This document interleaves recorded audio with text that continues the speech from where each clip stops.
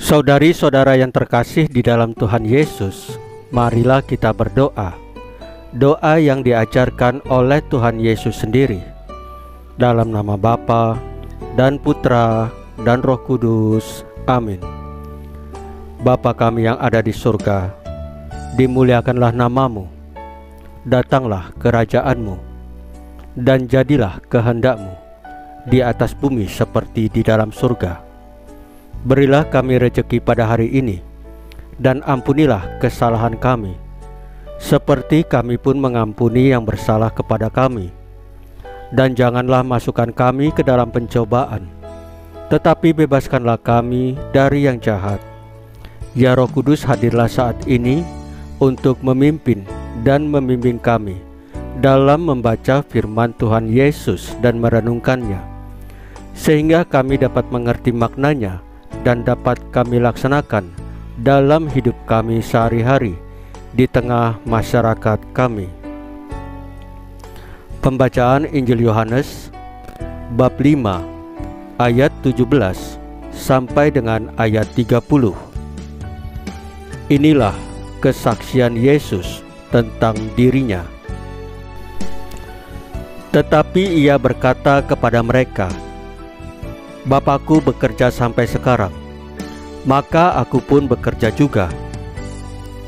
Sebab itu orang-orang Yahudi lebih berusaha lagi untuk membunuhnya, bukan saja karena ia meniadakan hari Sabat, tetapi juga karena ia mengatakan bahwa Allah adalah Bapanya sendiri, dan dengan demikian menyamakan dirinya dengan Allah. Maka Yesus menjawab mereka katanya, Aku berkata kepadamu, sesungguhnya anak tidak dapat mengerjakan sesuatu dari dirinya sendiri, jikalau tidak ia melihat Bapa mengerjakannya. Sebab apa yang dikerjakan Bapa, itu juga yang dikerjakan anak. Sebab Bapa mengasihi anak, dan ia menunjukkan kepadanya segala sesuatu yang dikerjakannya sendiri. Bahkan ia akan menunjukkan kepadanya pekerjaan-pekerjaan yang lebih besar lagi daripada pekerjaan-pekerjaan itu, sehingga kamu menjadi heran. Sebab sama seperti Bapa membangkitkan orang-orang mati dan menghidupkannya, demikian juga Anak menghidupkan barang siapa yang dikehendakinya.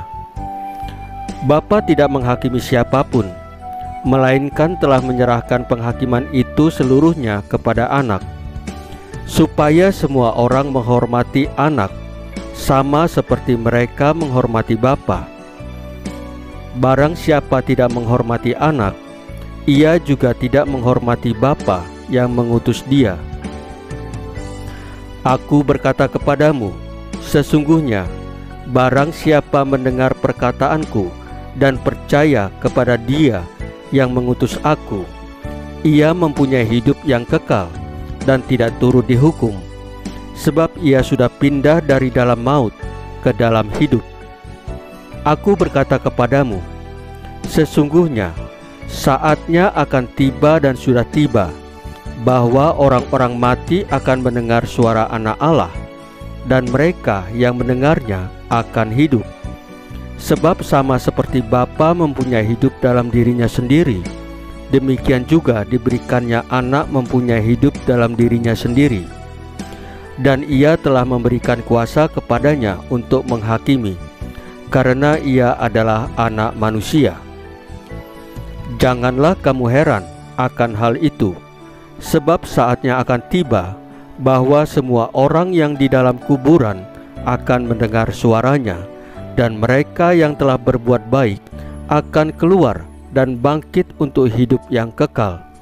Tetapi mereka yang telah berbuat jahat akan bangkit untuk dihukum. Aku tidak dapat berbuat apa-apa dari diriku sendiri. Aku menghakimi sesuai dengan apa yang aku dengar, dan penghakimanku adil, sebab aku tidak menuruti kehendakku sendiri, melainkan kehendak Dia yang mengutus aku. Demikianlah sabda Tuhan. Terpujilah Kristus. Saudari-saudara yang terkasih di dalam Tuhan Yesus, Allah tidak akan pernah melupakan kita, meskipun kita sering tidak setia kepadanya.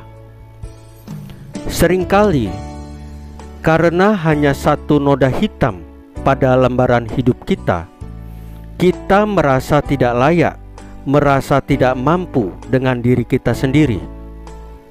Satu hal yang harus kita pahami, bahwa tidak ada manusia di dunia ini yang sempurna.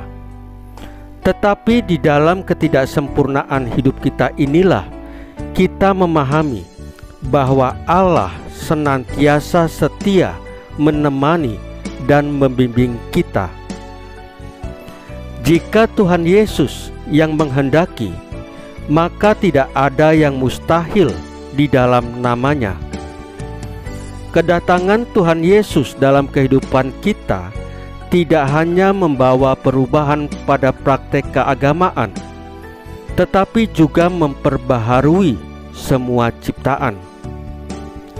Maukah kita diperbaharui oleh Tuhan Yesus untuk menjadi layak di hadapan-Nya?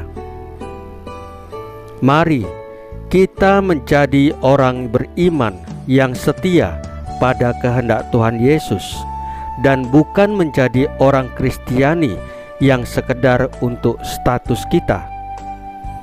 Saudari-saudara yang terkasih di dalam Tuhan Yesus, marilah kita berdoa.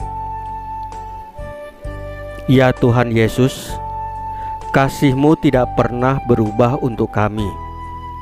Mampukanlah kami mewujudkan pertobatan secara nyata di dalam hidup kami. Salam Maria, penuh rahmat, Tuhan sertamu. Terpujilah engkau di antara wanita, dan terpujilah buah tubuhmu Yesus.